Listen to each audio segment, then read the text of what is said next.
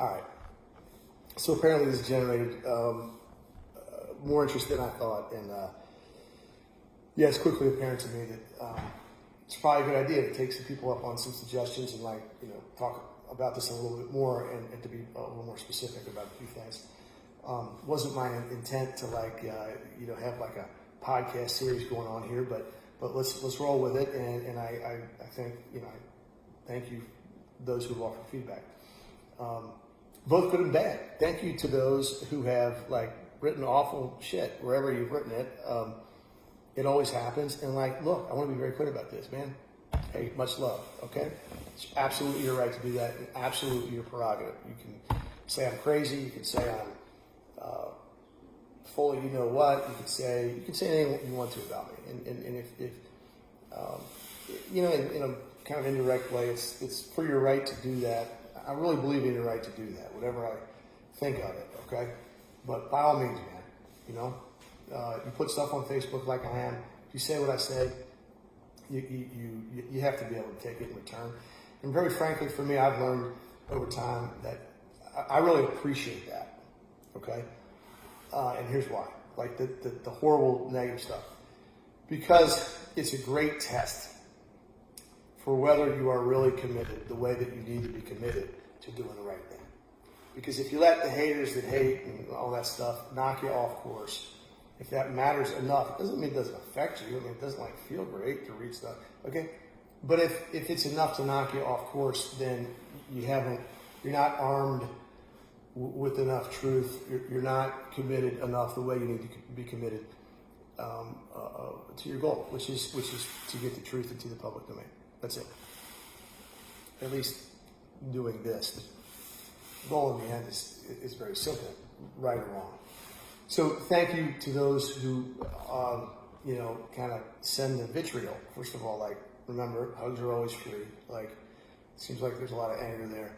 I'm not that important. But in any event, thanks, man, because it's that kind of thing which makes me pause and say, man, then you're going to get hit with a lot of shrapnel here. Is it really worth it? That's the moment of truth. Deep down inside, at that moment whether you are or not. If that's enough to stop you, don't even keep going. If that's enough to give you pause, then you're not committed enough. But in any event, I want to say a few more things. First of all, I want to say this stuff. You know what's hilarious about this? I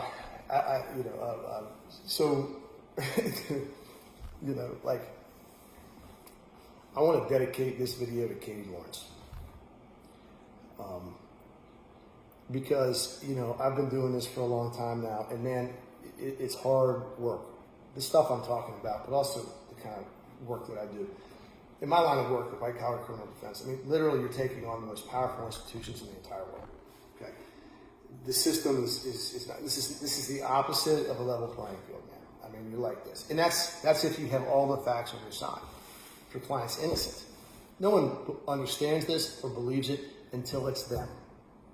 But once they do, they absolutely do. Talk to any of my clients. They'd be willing to talk to you on the white collar front. In my line of work, my side wins less than 1% of the time. Less than 1. Okay. Now, I've been fortunate enough and blessed enough that our batting average, so to speak, is way better than that and quite impressive. And I say it on behalf of my team.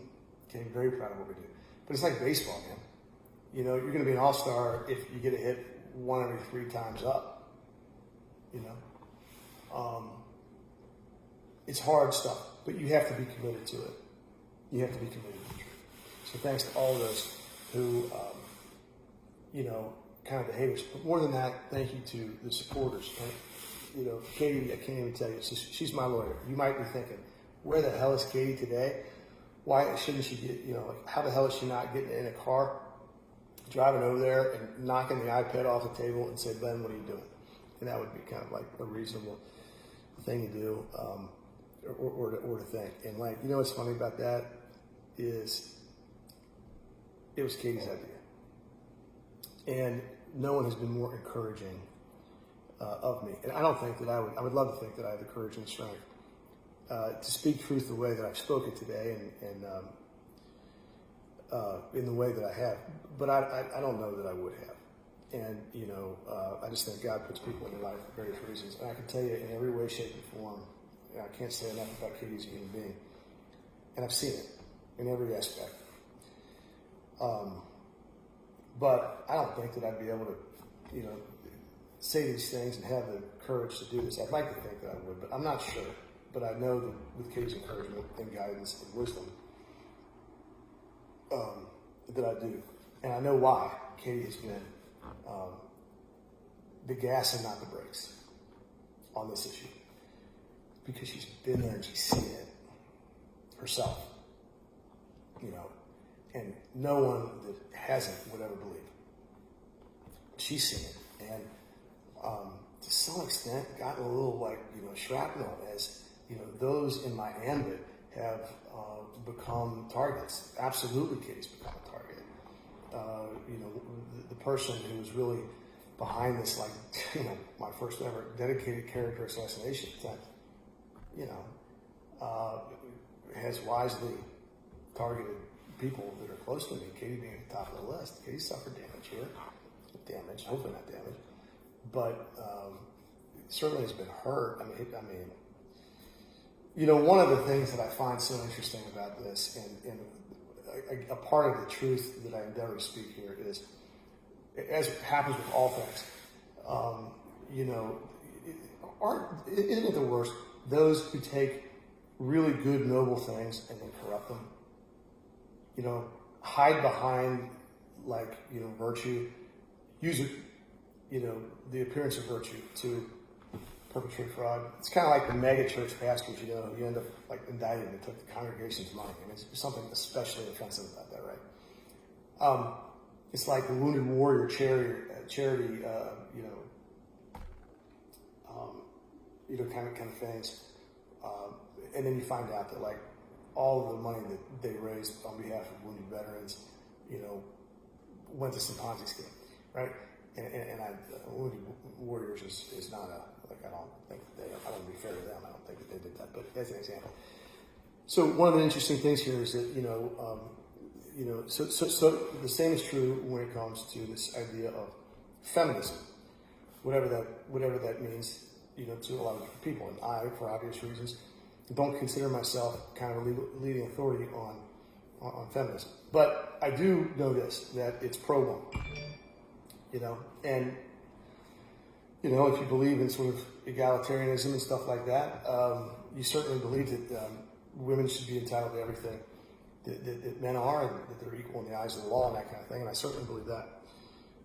But, you have that kind of issue here too, where some of this stuff is being done under the auspices of a feminist cloak, and yet, let me tell you, there has been nothing feminist about the feminism that I have seen from these alleged feminists. Yeah. Because, getting back to Katie, behind closed doors, in all my time practicing law, in all my time being around law, and that goes back more than the 20 years that I've practiced. That goes back to being a young kid and working at my dad's law firm and being around all those great guys and people and, getting to know without even knowing it, what it meant to do things the right way and in an honorable way. It really transcends the technical rules of the law to the spirit of good faith and that kind of thing. In all that time, I have never seen anybody be more vicious to another human being than one of the actors involved here. I don't want to hear for 1 second that that person is some kind of feminist when behind closed doors, when the public can't see, that person is going to use and obtain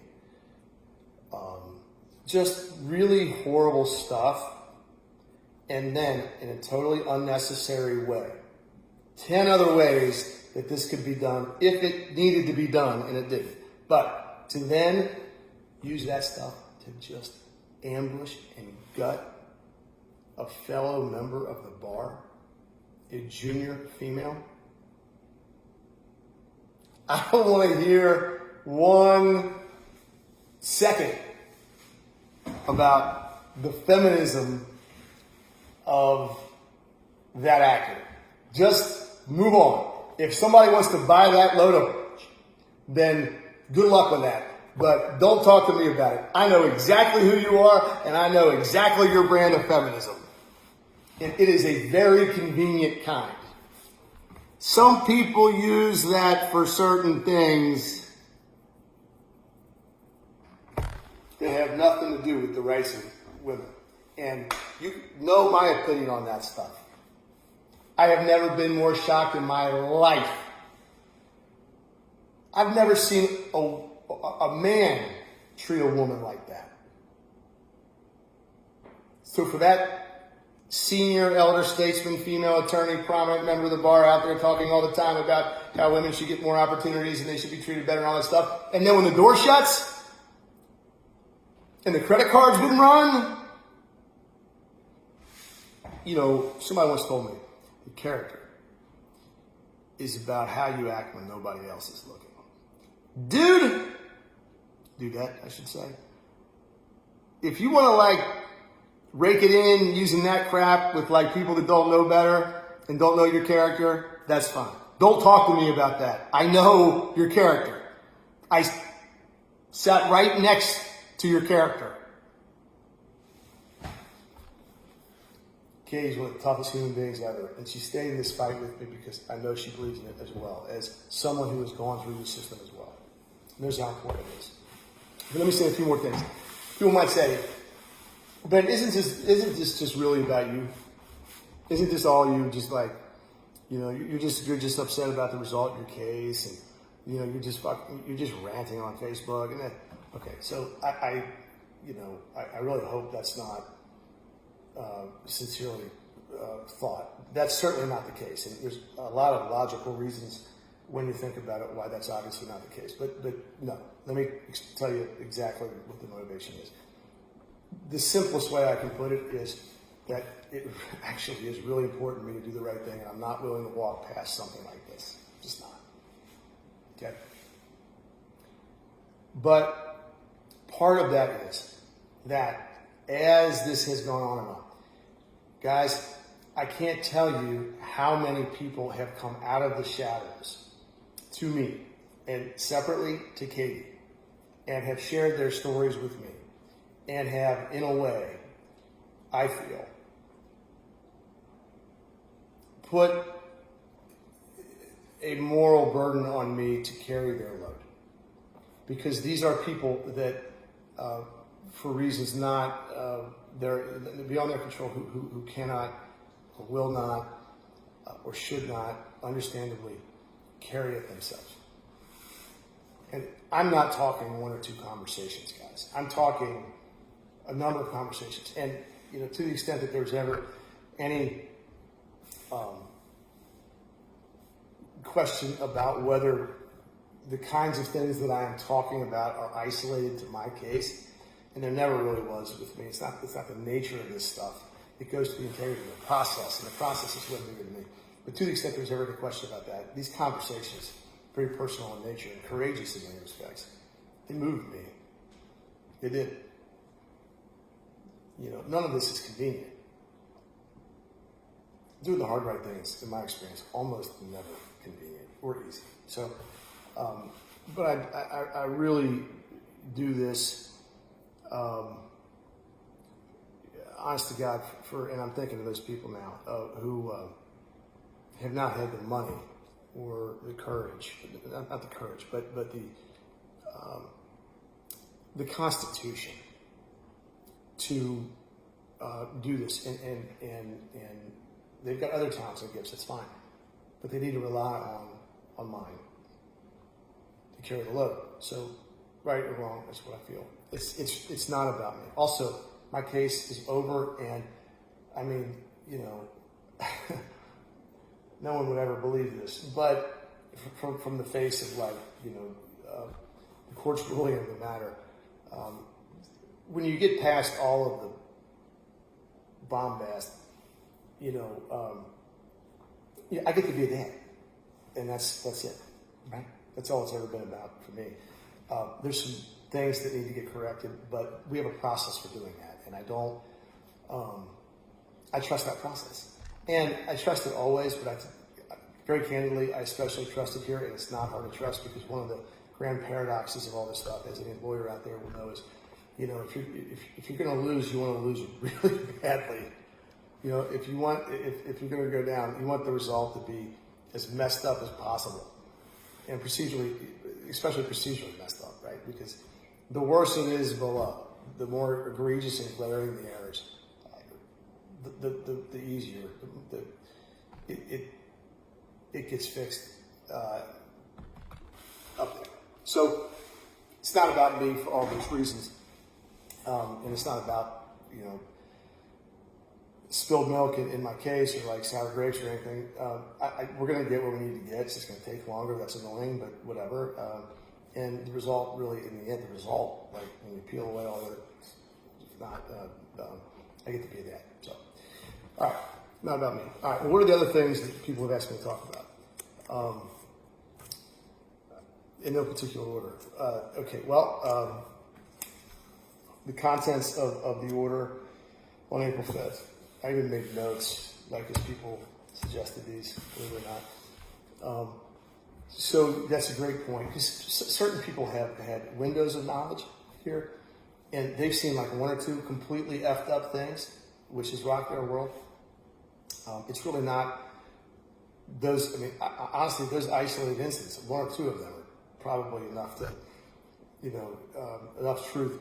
But it's really the totality of everything that is just so offensive, and to me screams out for this truth needs to be spoken. You're the guy that has to speak it. Nice try. You tried to avoid this, carrying this cross up the hill, but you just need to trust me. Okay. It's the totality. So people have reached out and said, Ben, you should talk about this or that, because they saw that, this or that. So some of these things are helpful there. All of these, I think, would fall into the nature of like, what are you talking about? Like, how exactly? Why exactly is the Kenton County on the court? How has the process been corrupted? How have kids been, and parents been just been annihilated? Okay. So, what else? All right. One of the orders, the main order, the physics order, which makes, like, probably for the first time in American jurisprudence, the fact that the case was decided in advance a matter of physics, undeniable, just based on the date of the order. Just reflects a stupidity in absolute proportion to the nefariousness in play here. Okay? But beyond that, the contents of the order. I haven't spoken to those at all because the contents don't matter. The corruption is evidence on the face, the date of the order. But there are some really interesting things about that order and the contents, which are like extremely disturbing. In no particular order, you've got findings of fact based on evidence that was never talked about, not in the record. Okay. Guys, do you understand the obvious question that comes to light there? Okay. How then did you know about this stuff?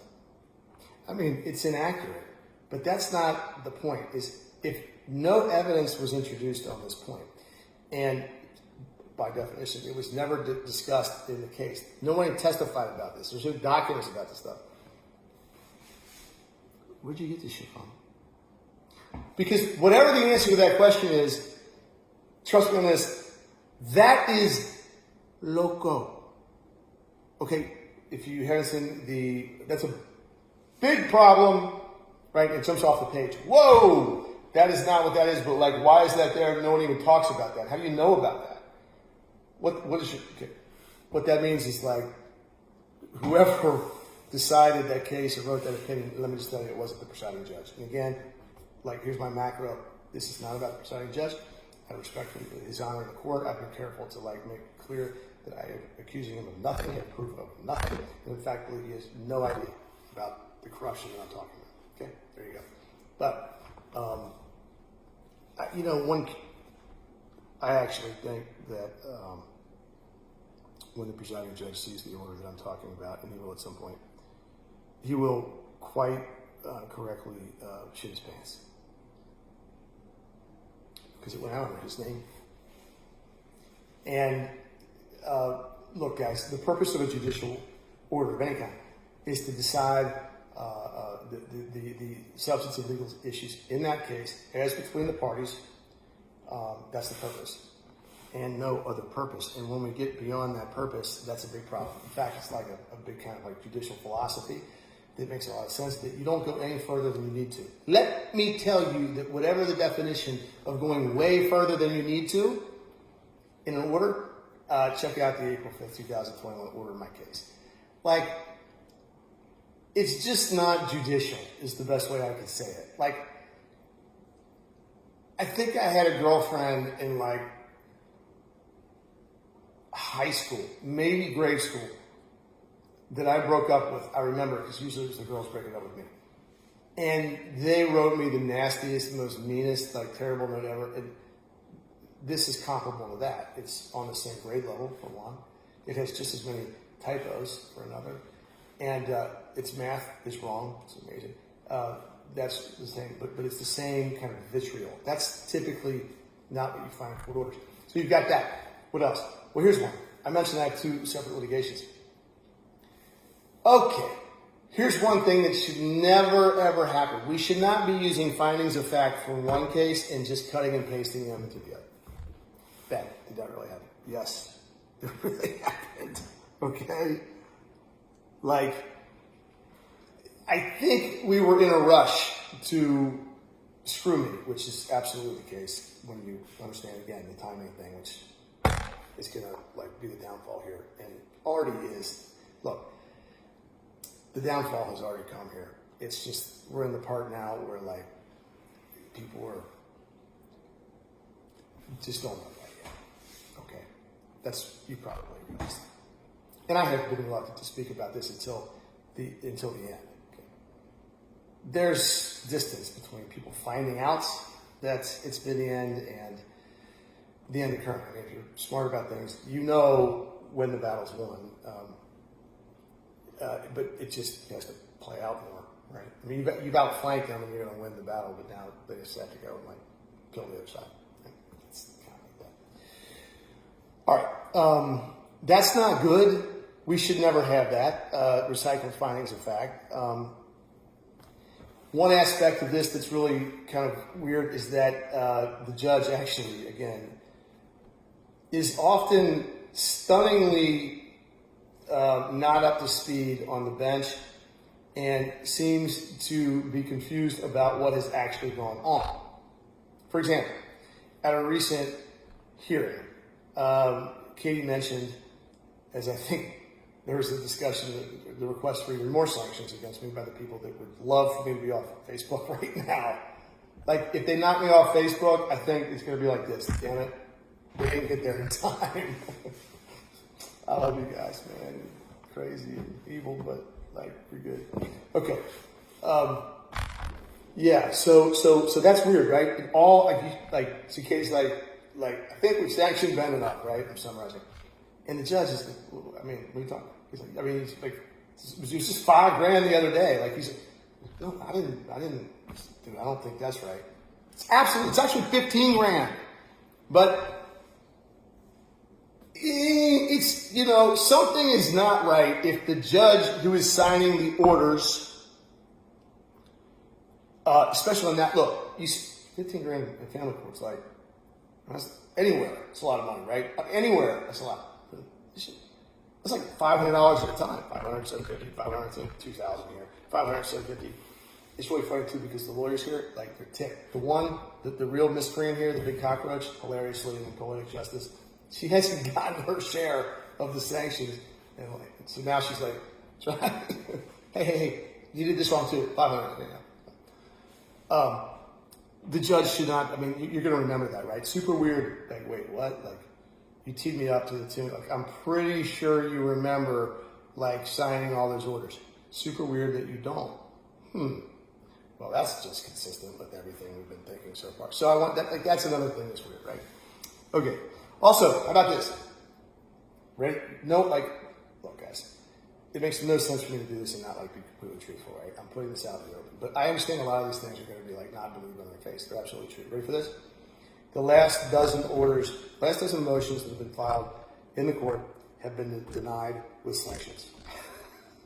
I mean, like, and just to leave its like unmistakable imprimatur on the situation, when legal authority is cited for the ability to do this, which is not often, the like cut and paste legal stuff that these whoever is going. These are cases that have been repealed. So let's just be clear for those who aren't well versed in law. Not only have I been tuned up to the tune of like $15,000, which you have to have legal authority to do that. I'm not sure that's understood. You know, you're not like, it's not like the court has inherent authority to do anything. Like, right? I couldn't, if I'm a judge, I can't be like, okay, burn her at the stake. Like, whoa! You have to have legal authority to do anything. I actually don't really think that that's understood down there. But sometimes it's like kind of understood and they put law in there. The law that's in there is like, has been repealed. Like that's, come on, man. Right? So that's great. All right. How about this? Okay. Ben, having you asked for the case to be moved, this is really kind of like fascinating. Yeah, 9 times. 9. 9. 9. Each one, as this situation has gotten completely surreal. Honestly, in every other forum that I've ever been in, any other judge that I've been in front of, I mean, typically the idea is like, look, if there could be any suggestion of impartiality, I don't want it. After all, the judges are overburdened. It's super weird for a judge to work this hard, or a court to work this hard to keep a case. And my cases have become epic disasters, right? Like if you're busy and you want to like reduce your caseload, get rid of either one of mine and take a nap, okay? So why are we working so hard to keep these when the idea is, well, look, if it can be questioned, after all, if it's about the facts of the law, we can get another washing machine. Like every washing machine is going to wash the clothes. Does it matter which one? When somebody is like really particular to a certain washing machine, you're like, why? That's weird, man. Why does that matter? Well, one reason might be that like there's like $5,000 in cash stuck underneath one of them, and like that's their favorite one. I'm not saying that's the case, but you understand my point. Hey, Katie.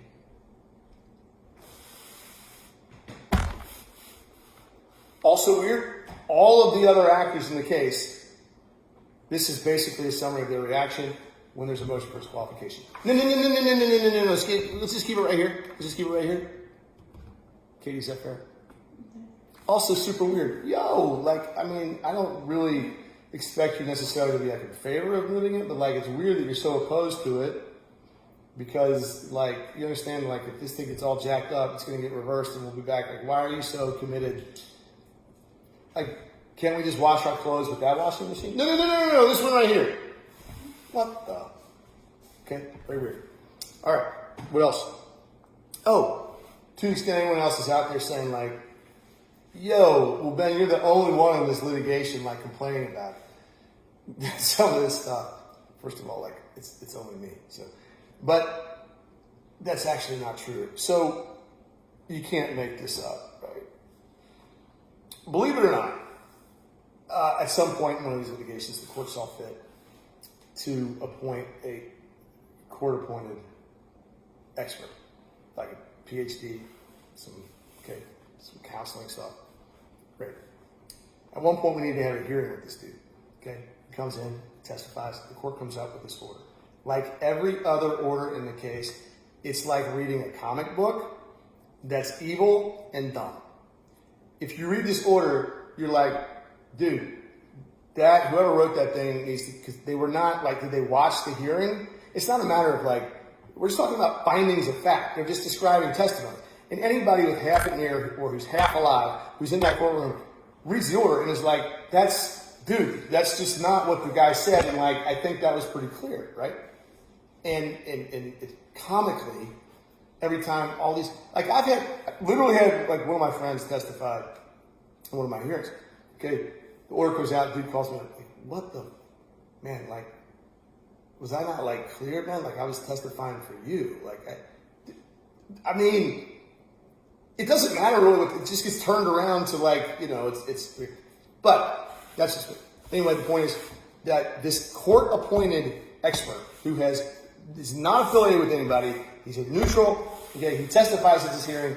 Another whack-ass, crazy, surreal, what the hell kind of order comes out, like a movie trailer version of The Big Daddy at the Mall, which was on April 5th, right?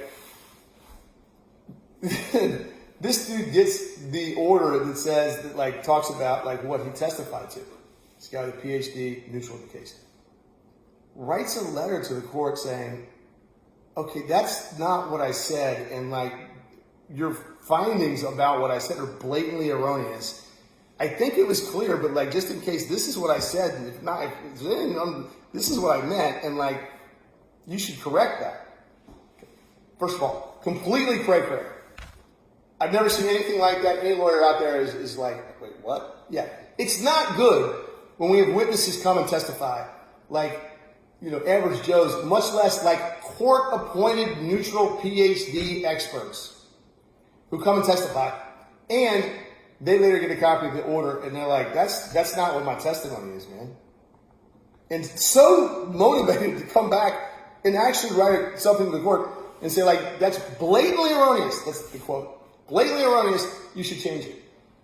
Okay, if that's happening, something has gone terribly wrong. Okay, terribly wrong. But if you're like, damn, that's cray-cray. No. Oh, see, you have to always wait for the double thing, because right when it gets, it's like, you can't imagine how it would get crazier. There's always like one level above. And here's the one level above here. That's, again, somehow not the craziest thing about that. Here's the best thing. The court said no!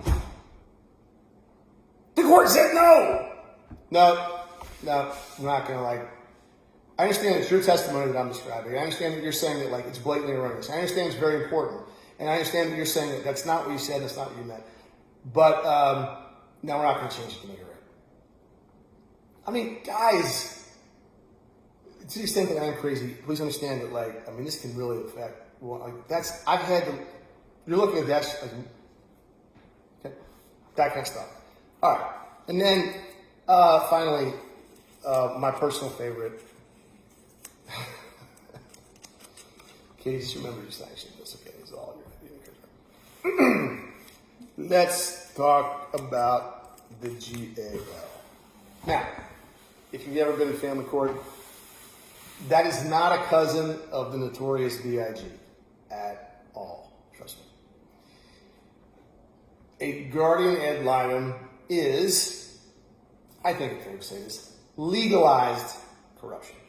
Okay, I had to point this out recently to certain people of enormous consequence and who will be highly influential in terms of whether, you know, whatever happens down there. And by the way, I should point out that these people are not, you know, like my case is not, to the extent that people are looking at this of enormous consequence, they're looking at the operations of the court as a whole. And they've made clear, I am hardly the only one. Hardly. Katie, is that fair? What was the word? I don't know. You were there for me. Okay. More than, it's not just me that have, other complaints have been raised. Something like that. Okay. Mm-hmm. And so it is clear that, like, one of the complaints, or like a frequent source, has to do with the guardian ad litem panel. These are like people that are appointed to like represent kids,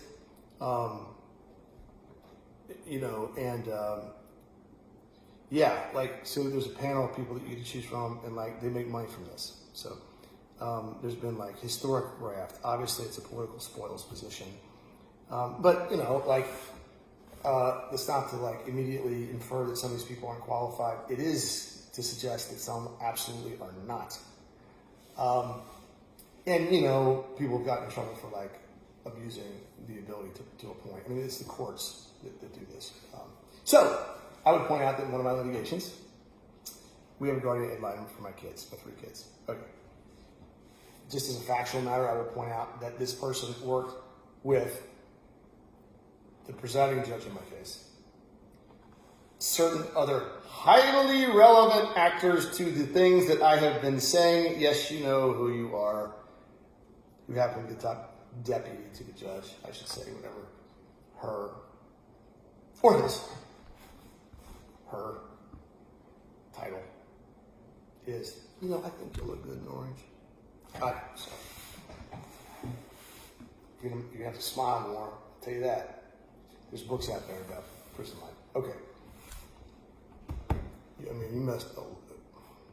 The number of families and kids that have been damaged is awe-inspiring. Forgive me for having a moment because, yeah. Yep. Yeah. So, the GAL. This person, in my case, ready for this? This is going to be a short one. In a full year of litigation, he refuses to talk to me.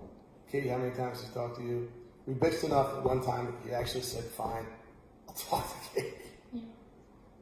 Once? Mm-hmm. Once. And there's been a lot of shit going down that he's been trying to do. Now, I am a joint custodial parent of my kids. And this is an adult who purports to represent them, who purports to have, I mean, whatever. You know, I have my kids roughly half the time. Half the time in the summer, exactly. How in the hell are you legitimately representing the best interest of kids if you only have half the information? And if you're only getting that from one of two parents, especially when the one parent you're getting it from may not be super fond of the other parent. Okay, whatever you think, it's half wrong. And again, whenever somebody is not, and why are you resistant to facts? Anytime people don't want information or they don't want me, look, let me give you the information, and if it's up to you what you do with it. But if you don't want information, okay, whatever you're interested in, it ain't truth. Okay, and I can tell you, in my case, it's not true. But that is all of this operating under the same roof.